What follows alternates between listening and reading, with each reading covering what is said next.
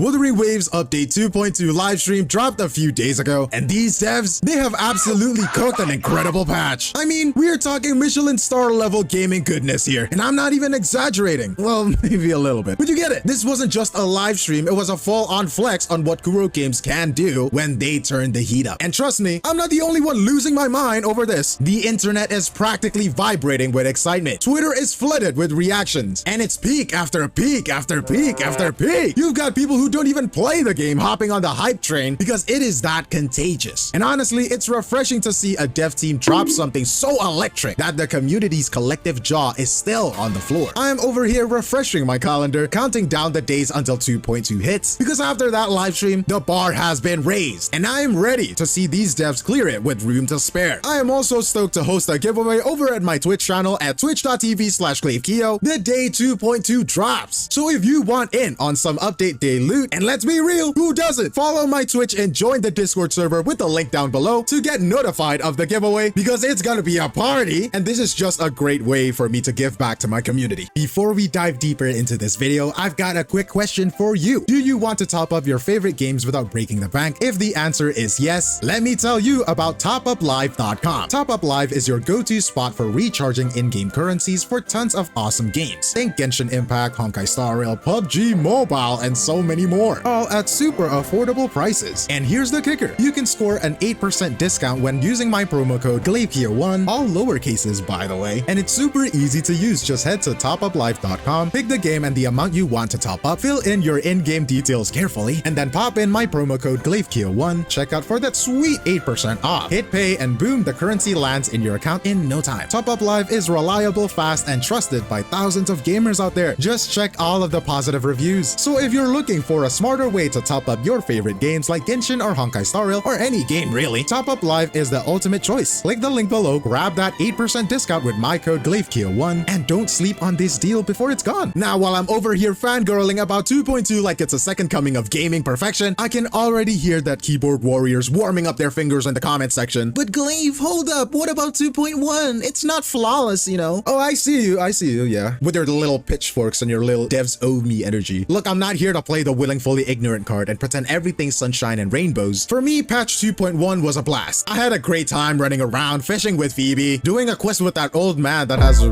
crazy love with that fish. It became a side hustle, but I'm not, blind, okay? I've seen the grumbling, the critiques, that this could be better takes, and yeah, I get it. You've got some points worth hearing. So let's talk about what happened with 2.1, because there is some legit feedback floating around out there. But don't worry, I'm going to circle back and tell you why you should keep the faith in these devs, because spoiler alert, they've got a track record that is hard to argue with, even if you're typing in all caps. Let's start with Wuthering Waves, because oh boy, what a name!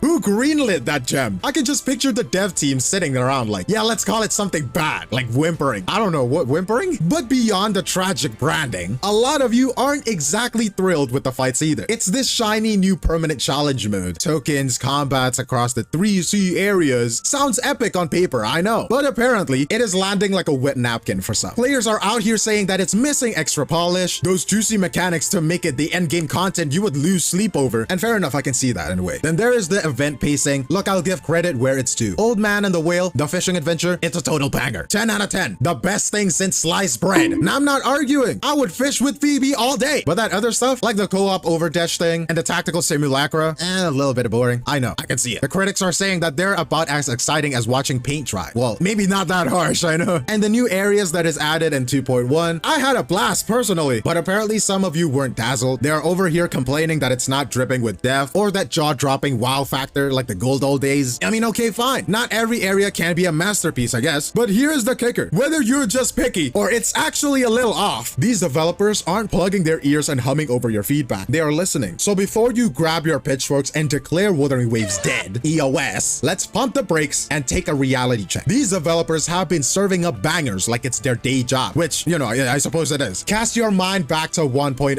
Oh, the dark ages. The story was wobbling like Joe Biden moving down the stairs. And the voice acting, it could be dangerous for you. Let's just say it was an acquired taste, I guess, generously speaking here. And now fast forward to 2.1, a so-called filler patch. And they're out here casually dropping a fully voiced NPC quest that you trip over on some random beach. I mean, random NPC number 21 gets a whole animated storyline, while Hoyoverse is over there is like voice acting for a main quest quest? Nah, that's too expensive. What? Kuro is Damn, flexing boy. so hard, it's almost embarrassing for the competition. And let's just talk about their generosity. It's borderline absurd for a gacha game. I'll spill more tea on this when we hit 2.2, but seriously, they're tossing out goodies like they don't need to eat. 2.1 might have had its stumbles, sure. I'll give you that. But this team is proven that they're not just coasting, bro. They are tweaking, they're improving, they're listening. So maybe unclench those butt cheeks and, you know, trust the process. Because these devs are playing the long game. All right, buckle up, bucko, because 2.2 is where it's about to get juicy. First of all, we are finally getting a main story quest continuation. About time. I mean, 2.1 was a filler patch, and yeah, it was solid compared to the train wreck some of you called 1.2, but 2.2 is the real deal, a proper main patch. The story has been all sunshine and buddy quests lately, for the most part at least, but the trailer's dropping some serious shade, dark secrets of the church from 2.0, that Renodian name drop. I am practically itching to unravel it.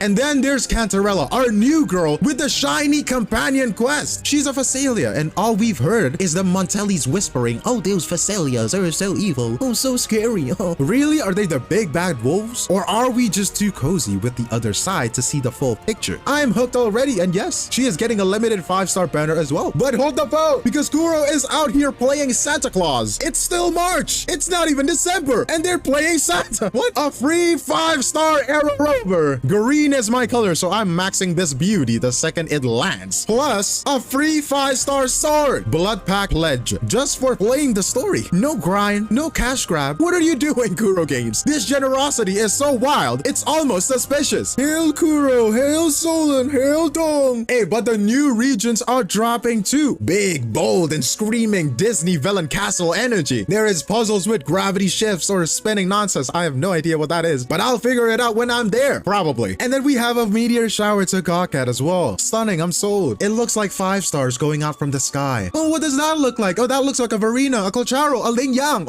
Speaking of Ling Yang, there is new echoes to spice things up. Nightmare Lampi Lumen Myriad for the Glacio nerds. So can we please get a Ling Yang buff? This poor guy is just a bench decoration at this point. And we got the Drakes, adorable. And then we got the warriors or guards we're scrapping with. I mean, wait, aren't those the good guys? What is the plot twist here? And one of them even got a Phantom Echo. Fancy. And then we also apparently we got a new weekly boss, and it drops a Sword Echo Reminiscence Fleur-de-Lis. Sounds epic. No idea what it means, no idea what it's about, but I'm ready for the drama. And then mechanics wise, a new Arrow Sonata effect, a new Echo set that is DPS and support. Or maybe that red-haired mystery girl that is behind it, who knows? I'm just throwing darts here, but it's got me buzzing. And a new tactical hologram to flex my skills because, you know, I tanked that tournament. But it wasn't my fault, okay?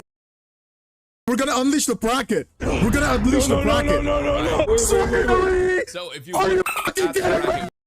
I'm soloing this with Danchin day 1. Watch me shine. Or die multiple times. I don't know, either one. 2.2 is also packing a ton of quality of life wins because apparently Kuro thinks that we deserve nice things. Incremental updates so you are not staring at a download bar for an hour. Or even more than that usually. Deeper color settings for the aesthetic snobs. Quick backpack supply grabs for the impatient. And my personal obsession, story reviews. I've been yelling into the void for a way to relive their lore without replaying half the game. And they finally listen. Look at that. Players do get answered. New titles too. For the completionists who need to flex their I did everything badges, you know who you are. And I'm right there with you, snagging every single one. Event-wise, they're dusting off the fan favorite co-op event. And now starring St. Tontus's biggest enemy, Hecate. I am pumped to squad up with my crew. And maybe you guys, if I'm feeling generous. Last time though, it was like fighting a paper bag. We streamrolled it and called it a day. And let's hope they juiced up the difficulty so it's not just a victory lap. Standard goodies are back, 10 pulls per patch, exploration events, platform hopping, all nice little treats. But oh, the tragedy. Elusive realms are still ghosting us. I saw those pitiful puppy eyes post online, "Where's my favorite mode?" And yeah, I know, it stinks. But can't we just let these devs cook? They're juggling a lot, and I'd rather they nail it than rush out something half-baked. So here's the deal. Wuthering Waves isn't flawless, and I'm not pretending it is. 2.1 tripped over itself in places, and sure, some of you are still clutching your pearls over whimpering ways like it's personally offended your grandma, But these devs, they are not just twiddling their thumbs, ignoring your strongly worded Twitter rants. They are taking notes and cooking something big. 2.2 looking like a full course meal. From dark story twists to free 5 stars that have me questioning their business model, this isn't a game that is coasting. It is a game that is going somewhere, and every update is proof that they've got their eyes on the prize. So maybe ease up on the doom scrolling and trust them to keep the hits coming. Because if that live stream was any hint, we are in for a wild ride, and I'm not going to miss it.